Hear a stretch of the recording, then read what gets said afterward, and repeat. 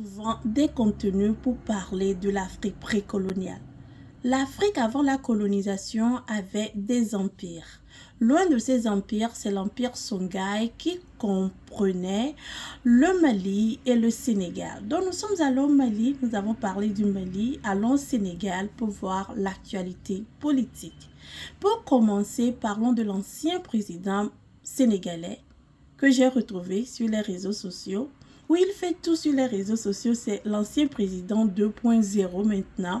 Eh bien, je l'ai retrouvé en présence de l'ancienne présidente de Libéria, oui.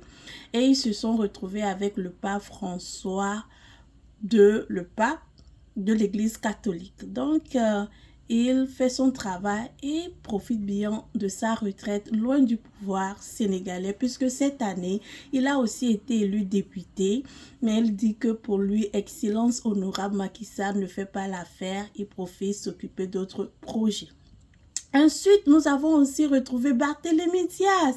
Eh bien, Barthélémy Diaz aussi ne pourrait plus siéger à l'Assemblée nationale. Il n'est plus maire de la ville de Dakar. Il a donné encore une conférence de presse. Et au cours de cette conférence de presse, ou bien avant la conférence de presse, ça dépend de là où vous avez eu l'histoire, il a été dégagé de la mairie de Dakar, Manu Militari. Nous avons tous vu la vidéo de lui en train de quitter, en train d'être enlevé par les militaires de la mairie de Dakar. Donc, il a déposé des recours en se disant que, moi, j'ai été inculpé, puis bon, les condamnations sont passées, j'ai même déposé ma candidature a été acceptée jusqu'à ce que je sois ici. Eh bien, vous savez, tout cela s'est passé sous la présidence de Macky Sall. Macky Sall avait une façon de gérer le Sénégal. Il avait un projet Sénégal 2030 et son mot privilégié, c'était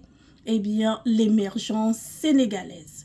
Ensuite, Macky Sall est l'un des présidents africains qui a visité le Mali pendant toute cette crise. Pendant la crise, la plupart des présidents qui ont été démocratiquement élus n'ont pas cherché à avoir des contacts avec les militaires, mais Macky Sall, l'ancien président sénégalais, s'est déplacé pour aller au Mali. Donc, c'est pour vous dire que Macky Sall a une façon de gérer ses crises, a une façon de gérer son pays. Et aujourd'hui, nous n'avons plus Macky Sall au pouvoir. Nous avons le Toudem, Bassirou Diomaye Faye et Sonko qui auront aussi leur façon de gérer le pays. Donc, Barthélémy Diaz a été condamné, mais il a pu participer à certaines choses quand Macky Sall était au pouvoir, et on lui a même permis d'être candidat aux élections législatives avant que le gouvernement ne se rappelle de sa condamnation et demande qu'un homme qui connaît ces genres de condamnation ne peut pas représenter le Sénégal parce que il y a eu fin de vie, une personne a perdu la vie dans cette histoire. Donc, on continue pas à suivre la crise. C'est une crise, je pense que le gouvernement sénégalais saura gérer cette crise.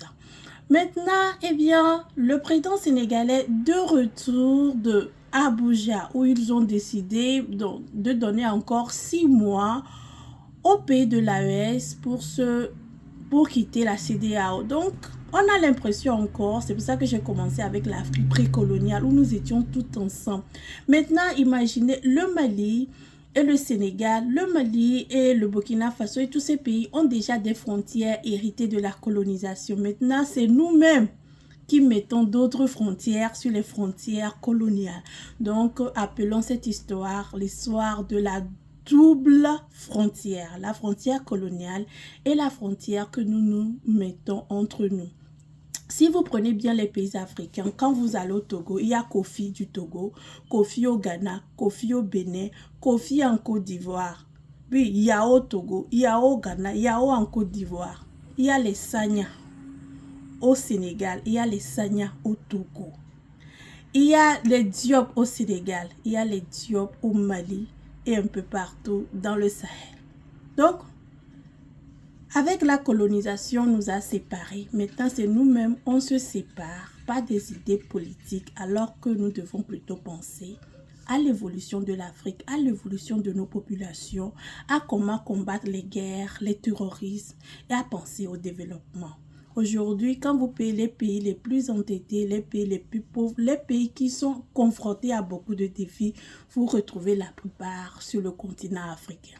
Pour moi, la lutte pour le développement de l'Afrique est plus importante que toute frontière. Alors, brisons ces frontières et revenons ensemble pour pouvoir nous développer et pouvoir faire le poids sur le marché international, sur la carte internationale de la géopolitique.